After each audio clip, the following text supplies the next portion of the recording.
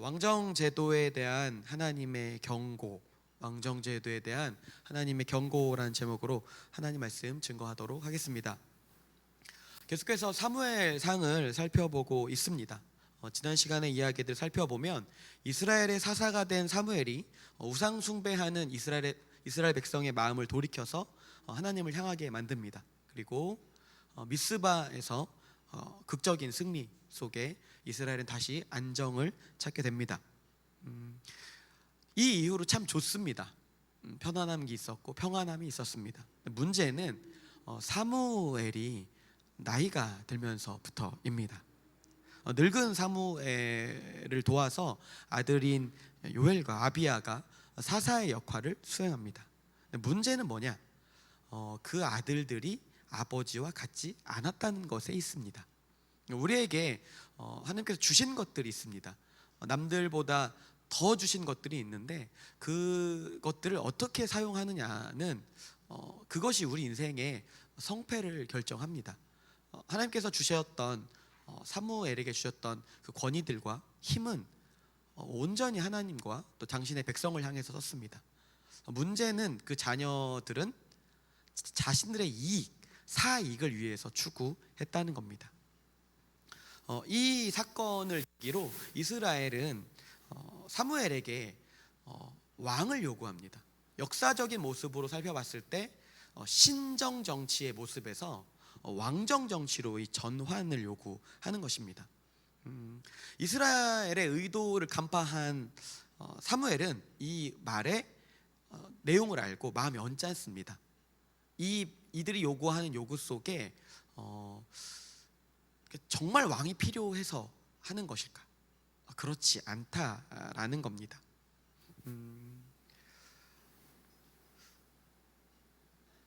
남들이 다 하는 좋아 보이는 그 왕정 정치의 그 허상들이 있습니다. 근데 그것들을 이들도 따라가고 싶었습니다. 그래서 어떻게 했느냐? 달라고 요구하는 겁니다. 다른 나라들처럼. 이 상황 속에 사무엘이 기도합니다. 하나님께 이 말씀을 아뢰입니다. 분명히 하나님께서는 자신이 버림받는 상황입니다. 그런데 하나님의 반응이 조금 다릅니다. 우리가 보통 버림받거나 무시당할 때 일반적인 반응이 있지 않습니까? 그런데 하나님은 우리의 반응과 우리의 생각과 다른 반응들을 보이고 있습니다. 하나님께서 이런 이들을 향해서 경고하십니다. 분명히 문제가 있다. 너네 인생에 어려움이 있을 것이다 라고 잘못되지 않기를 바라는 마음으로 경고하십니다. 문제는 이스라엘 백성들은 듣지 않습니다. 이미 듣지 않기로 결정했습니다.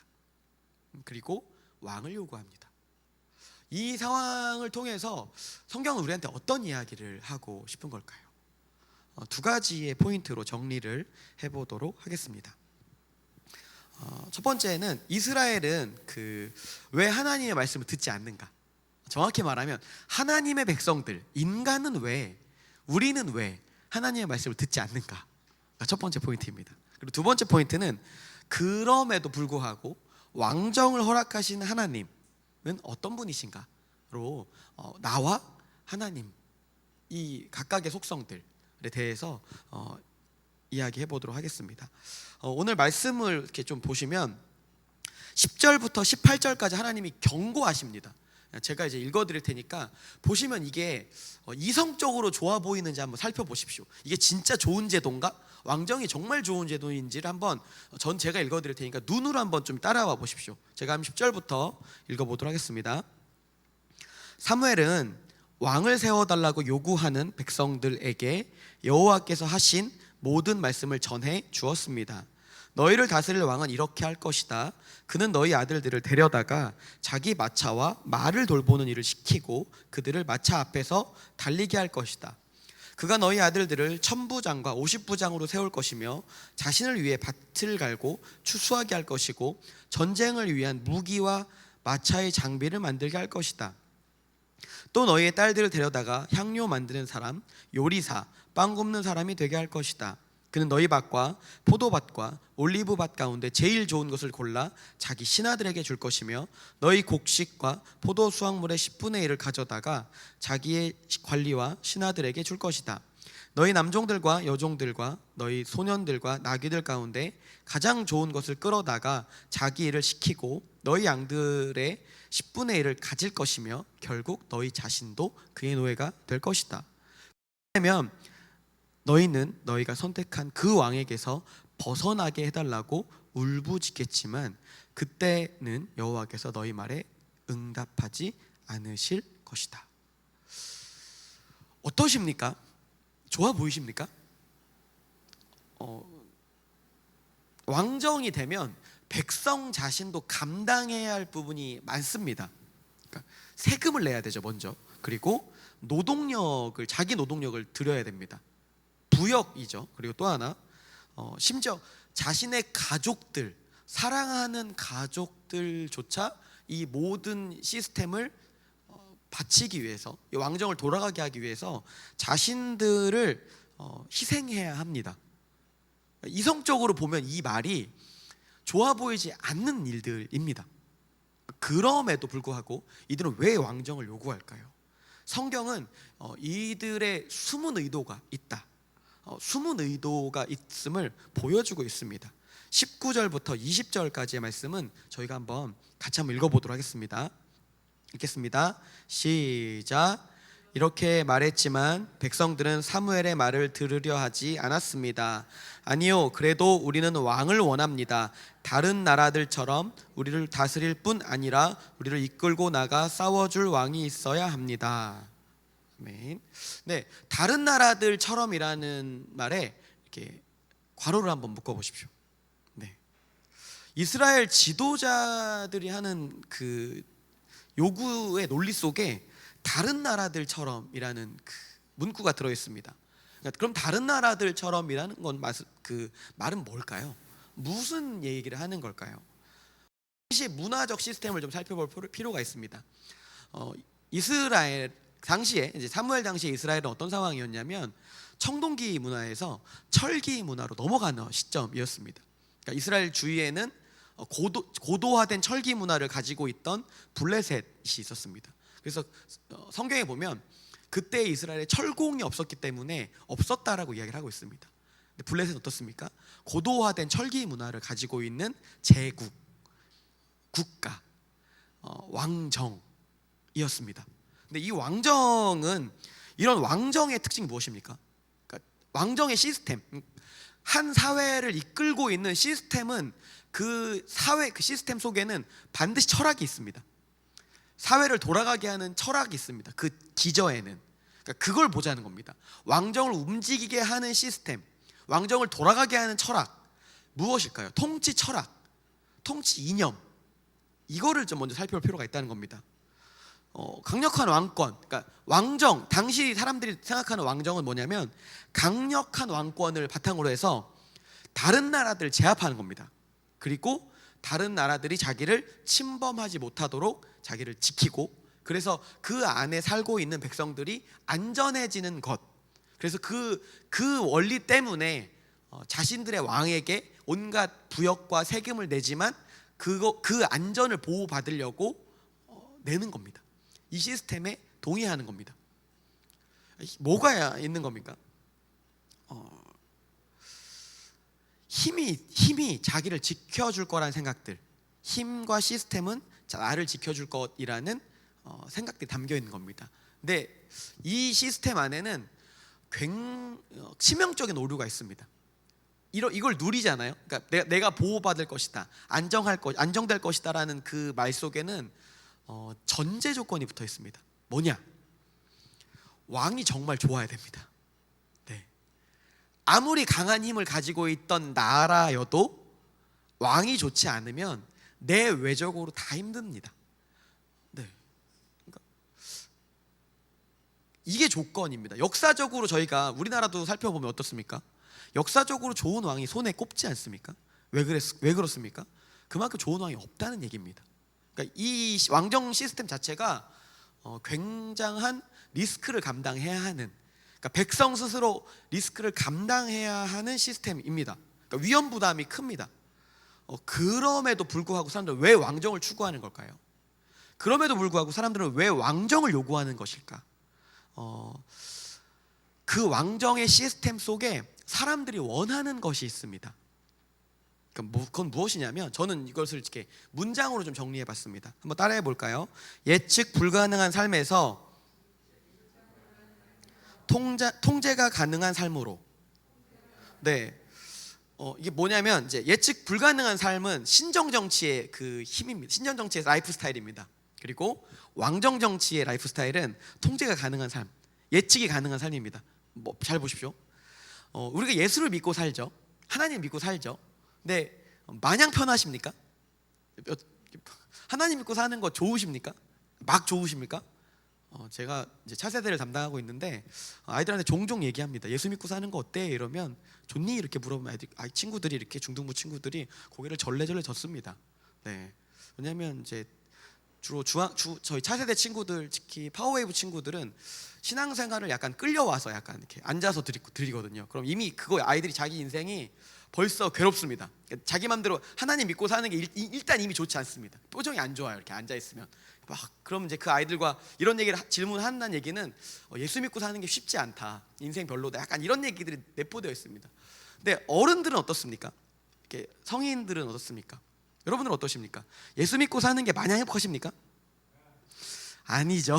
네, 아니실 겁니다. 네, 왜 안 좋죠?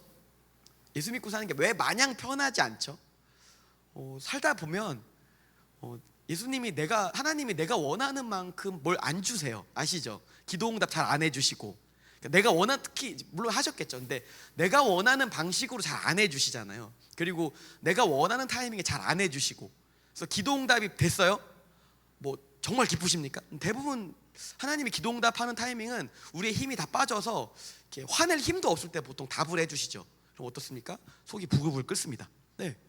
그러니까 이게 마냥 좋지 않아요. 이게 예수 믿고 산다는 것, 하나님의 백성이 된다는 얘기는 뭐냐면 예측이 불가능합니다. 보시면 알겠지만 하나님 믿고 사는 건 예측이 불가능해요. 그리고 뭔가 이렇게 보시면 상상 이상입니다. 아시겠지만 우리 인생에 벌어지는 항상 그 상황들은, 하나님 우리 이끌어 가시는 상황들은 우리의 상상을 늘 뛰어넘습니다. 당황스럽지 않습니까? 어쩔 때는 이게 뭐야, 약간 이런 상황들이 많이 있습니다. 근데 이 상황들이 좋게 해석되어지려면 우리한테 전제 조건이 있는데, 뭐가 있냐면 하나님은 누구냐? 하나님 우리한테 좋은 것을 주시는 분, 하나님 우리의 아버지. 예수님 누구십니까? 우리의 목자라는 확신, 믿음이 있을 때 그게 가능한 겁니다. 이거는 하나님 좋으신 분이죠. 우리의 목자이시죠. 그러니까 하나님은 문제가 없습니다. 문제는 뭐죠? 우리가 안 믿는다는 거죠. 우리가 그 하나님을 믿지 못한다는 것에 문제가 있습니다. 그러니까 신정 정치는 하나님의 문제가 있는 게 아니라 우리가 문제가 있다는 겁니다. 정말 하나님이 우리 인생 속에 가장 좋은 것들을 주시고 이끌어 가시는 분인데, 그걸 우리가 믿지 못하는 우리의 상태가 이렇게 우리 민낯이 이렇게 역력히 드러나는 겁니다. 그러니까 신정 정치를 통해서 그걸 거부한다는 얘기 뭐냐면, 나는 하나님을 믿고 사는 것, 예측이 불가능한 삶이 싫어요를 얘기하는 겁니다. 네. 우리 그렇지 않습니까? 이스라엘이나 우리나 다르지 않습니까? 그래서 이게 뭐냐, 이렇게 예수 믿고 사는 삶은 뭐냐라고 하면, 이 신정 정치 핵심은 이겁니다. 믿음이 필요한 자유인. 네.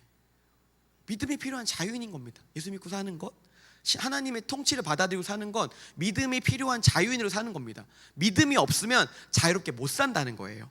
근데 반면에 다른 나라처럼 왕정으로 살면 이야기가 좀 달라집니다. 이게 보면 좋아 보이십니까?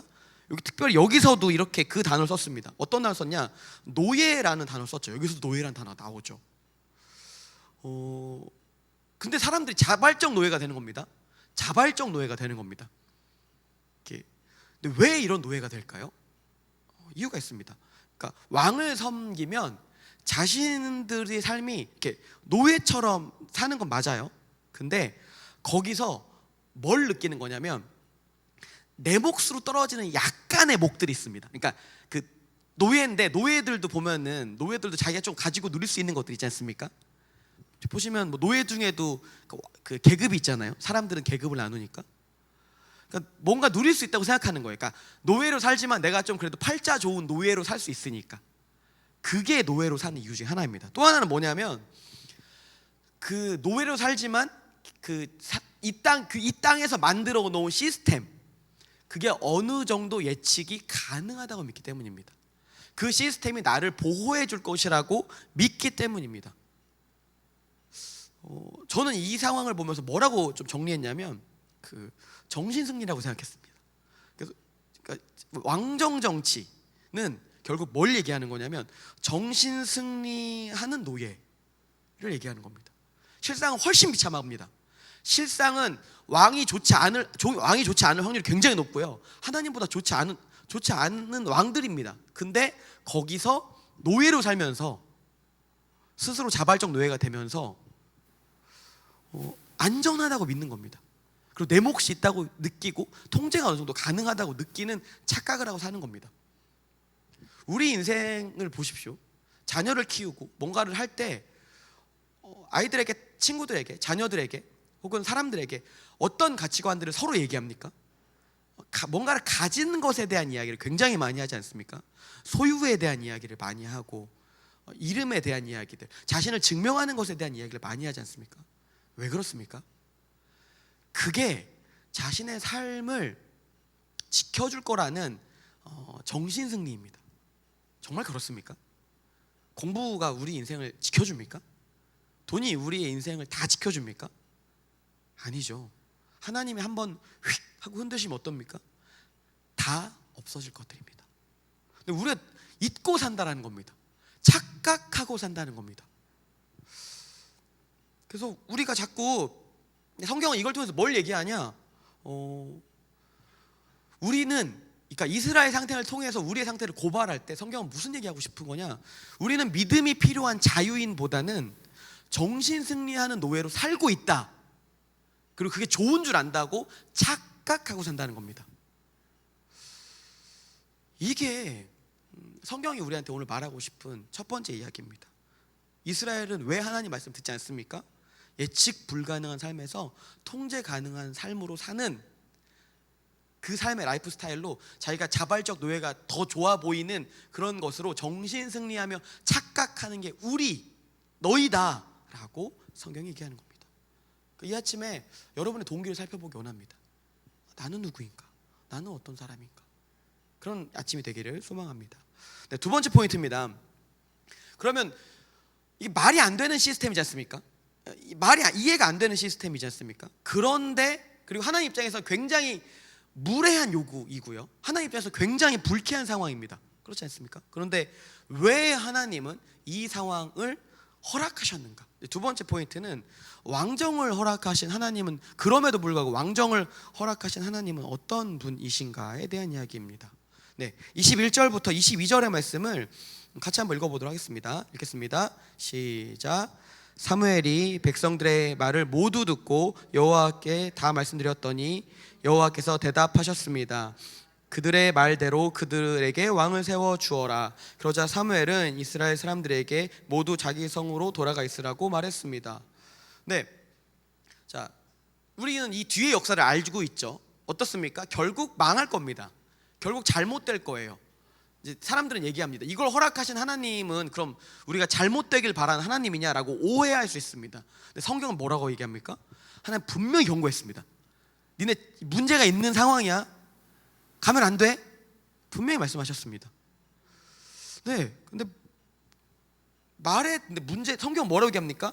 말해도 듣지 않는다고 말하지 않습니까? 듣지 않습니다. 근데 하나님 보십시오. 하나님 다른 신들과 다른 점이 여기에 있습니다.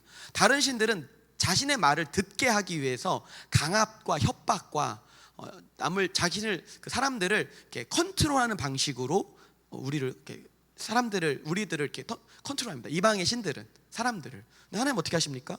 그 상황을 그냥 놔두세요. 왜 놔두시냐? 강압적으로 하지 않은 하나님의 모습입니다. 왜 이런 일을 하는가? 여기에 우리는 알 수 없지만 하나님의 크심, 하나님의 경륜이 담겨져 있다라는 겁니다. 왜냐하면 사람의 상태 때문에 그렇습니다. 인간은 자녀를 키워보면 아시겠지만 그 부모님 보시기에 분명히 문제가 있어 보여요. 이 선택을 하면, 저리로 가면 다치게 뻔합니다. 듣습니까? 안 듣죠. 다쳐봐야, 울어봐야 경험적으로 알지 않습니까? 그러니까 근데 그래도 그게 어떻습니까? 부모의 컨트롤 안에서 그걸 보고 있으니까 안전한 겁니다. 부모가 보고 있는 상태에서 다치니까 나은 겁니다. 네. 그러니까 인간도 마찬가지인 거예요. 하나님 보시기에 인간도 이 심판의 혹독함을 경험하지 않으면 돌아오지 않습니다. 깨닫지 않는다라는 거예요. 근데 처절한 돌이킴이 없으면 하나님께 돌아갈 수 없습니다. 네, 우리가 자꾸 그 복음을 값싸게 생각하다 보니까 우리가 조금 잘못해도 하나님께 마음만 돌이키면 돼. 잠깐 하나님 잘못했어요. 이렇게 팬시하게 얘기한다라고 생각할 수 있습니다. 그렇지 않습니다. 성경은 죄가 얼마나 무서운지, 하나님을 떠난 것이 얼마나 두려운 일인지를 경고합니다.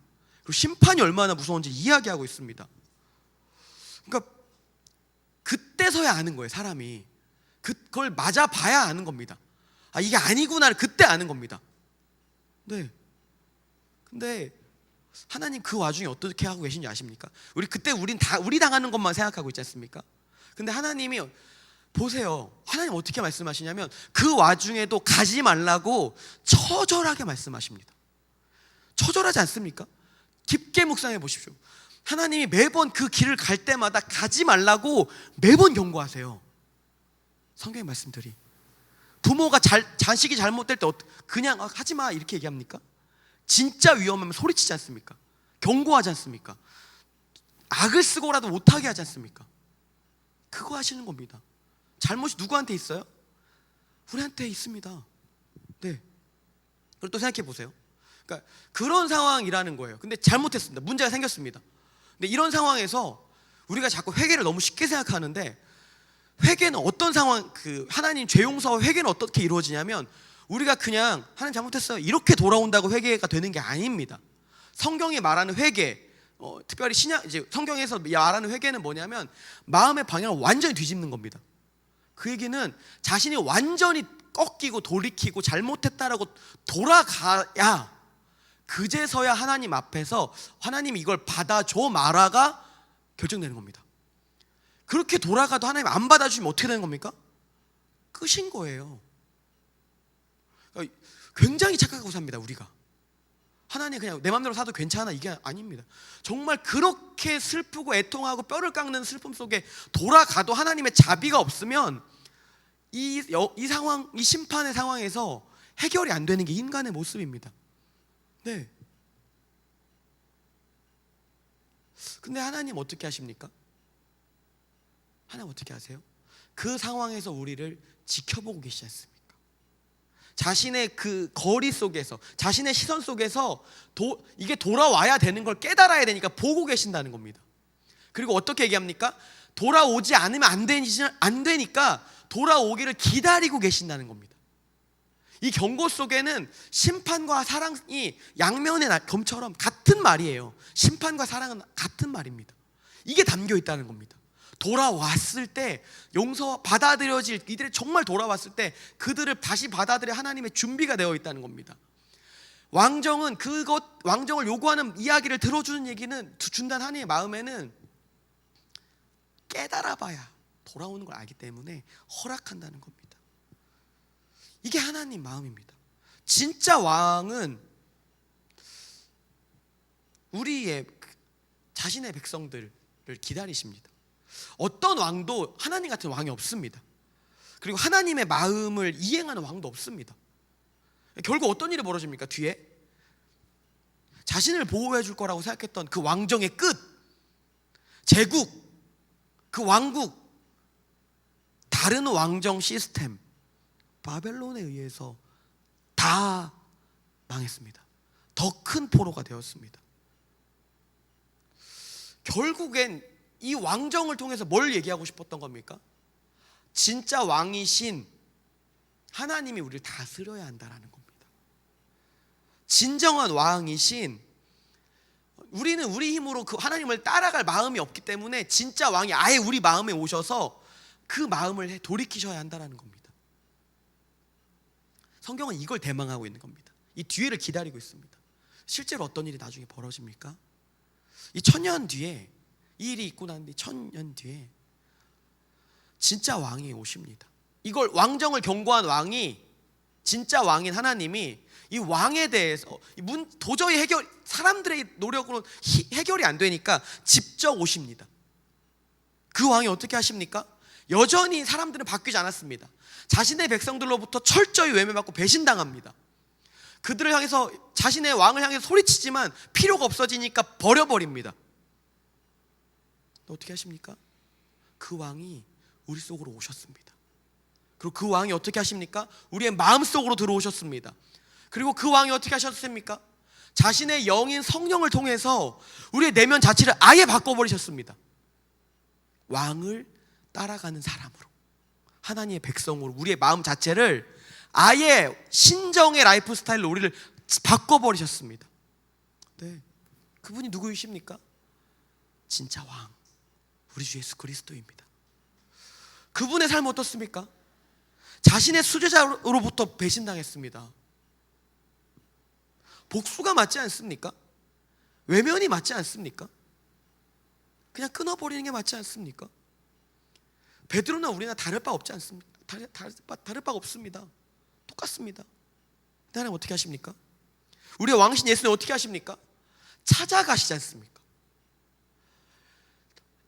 돌아온 베드로를 찾아가시지 않습니까? 그리고 어떻게 하십니까? 나를 사랑하냐고 물어보시지 않습니까? 그 이후에 그 베드로의 삶이 어떻게 됩니까? 다시 부활의 주님으로부터 사명을 받은 베드로의 삶이 어떻게 됩니까? 완전히 달라집니다. 예수의 영이신 성령이 그 안에 오셨고 마음이 바뀐 베드로, 이제는 전혀 다른 인생을 살게 됩니다. 성경이 우리한테 말합니다. 하나님 떠난 인생이 얼마나 처절한지 경고합니다. 그래서 가지 말라고 하나님 경고하십니다. 그게 하나님 마음입니다. 돌아오길 바라십니다. 근데 복음은 우리한테 이렇게 얘기합니다. 심판의 하나님께서 우리가 돌아오길 바라시고 우리의 회개를 들으시고 우리에게 찾아오신다. 그분은 우리의 회개를 기뻐하십니다. 그분은 우리의 돌이킴을 기뻐하십니다. 이 아침 그리스도께 나아오십시오. 말씀을 정리하겠습니다. 첫 번째 포인트 무엇이었습니까? 이스라엘은 왜 하나님의 말씀을 듣지 않습니까? 예측 불가능한 삶에서 통제 가능한 삶으로의 삶을 살고 싶었기 때문입니다. 무엇이었습니까? 믿음이 필요한 자유인보단 정신승리한 노예가 되고 싶었다는 게 우리의 상태입니다. 두 번째 무엇이었습니까? 그럼에도 왕정을 허락하신 하나님 어떤 분이신가? 자신을 배신한 백성을 기다리고 찾아오신 왕이라는 겁니다. 깨져봐야 합니다. 근데 복음은 우리한테 무엇을 얘기합니까? 심판의 하나님께서 우리의 회개를 들으시고 우리에게 찾아오신다입니다. 그분, 진짜 왕이신 그리스도께서 우리의 마음을 바꾸셨습니다. 그 마음으로, 그 바뀐 마음으로 하나님의 주시는 그 기쁨으로 믿음을 소유한 자유인으로 오늘 하루를 살아가기를 소망합니다.